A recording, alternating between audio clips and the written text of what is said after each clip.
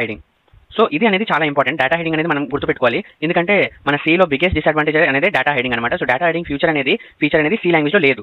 So అదే biggest disadvantage of C అనమాట, and pops concept. So అందుకే డేటా హైడింగ్ అంటే ఏంటో తెలుసుకోండి. సో డేటా హైడింగ్ అంటే ఏంటి అది కూడా మీ అందరికీ. జైల్లో ఉన్నవాడు ఎవరు? సో ఈ జైల్లో ఉన్నవాడు ఎవరు?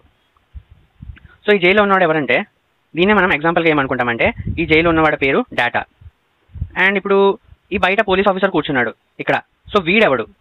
సో వీడిని ఎవరంటే వీడిని మనం ఏమనుకుంటాం, లైక్ వీడి పేరు ఏమనుకుంటామంటే మనం మెథడ్ అనుకోండి. అండ్ ఈ బయట ఎవడైతే నించున్నాడో వాడి పేరు ఏమనుకుందామంటే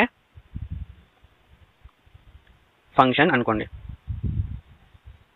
సో ఇప్పుడు సింపుల్గా మీ అందరికి చెప్పాలంటే మీ అందరికీ ఈ స్క్రీన్ షాట్ అనేది నా నోట్స్లో పెడతా. సో మీ అందరు కూడా ఎక్స్ప్లెయిన్ చేసుకున్నప్పుడు మీ అందరికి కూడా ఈ ఎగ్జాంపుల్ అనేది చాలా యూజ్ అవుద్ది అండ్ మీ అందరికీ చాలా అర్థమవుద్ది. ఈ ఎగ్జాంపుల్ ఒకసారి చూస్తే డ్రాయింగ్ బాగోకపోవచ్చు కానీ కాన్సెప్ట్ మాత్రం మీ అందరికి చాలా బాగా అర్థమవుద్ది నేను ఎగ్జాంపుల్ చెప్పాక. సో ఇప్పుడు ఈ డ్రాయింగ్ చూసారు కదా. సో ఇప్పుడు నేను ఎగ్జాంపుల్ మీ అందరికీ ఎగ్జాంపుల్ని అర్థం చేస్తా. సో ఇప్పుడు లోపల ఉన్నవాడు డేటా, జైల్లో ఉన్నవాడు, అండ్ పోలీస్ ఆఫీసర్ పేరు మెథడ్ అనమాట, అండ్ బయట ఒక పర్సన్ నించున్నాడు వాడి పేరు ఫంక్షన్స్ అనమాట. సో ఇప్పుడు క్వశ్చన్ ఏంటంటే who can contact with the data methods or data who can contact with the data. డేటాతో ఎవరు కలవచ్చు? మెథడ్స్ ఈజీగా కలవగలరా? Methods or functions? మెథడ్స్ కలవగలరా ఆర్ ఫంక్షన్స్ అనేవి కలవచ్చా?